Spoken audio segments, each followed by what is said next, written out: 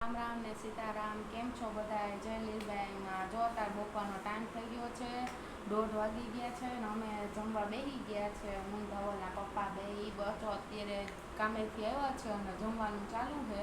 અત્યારે જમવામાં રીંગણાનું શાક કર્યું છે, બાજરાના રોટલા છે ને સાંજે ખીર પૂરી ને સૂકી ભાજી કરી હતી. તો અત્યારે જો પૂરી વધી છે તો તમે જોઈ શકો જમવામાં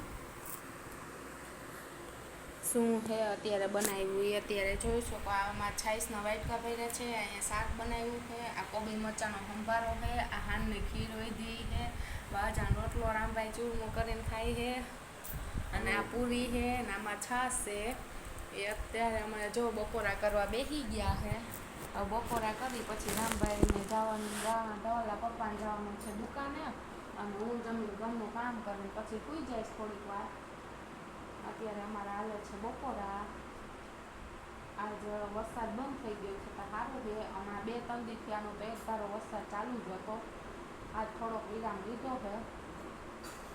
આજ અમારે હમણાં જમવામાં મોડું થઈ જાય છે, 1-1:30 વાગી જ જાય છે. પછી ધવલના પપ્પા આવે એટલે અમે હારે જમવા બેસી જઈએ છે. હાલો, તમારે જમવું હોય તો બપોરનું જમવાનું તૈયાર જ છે.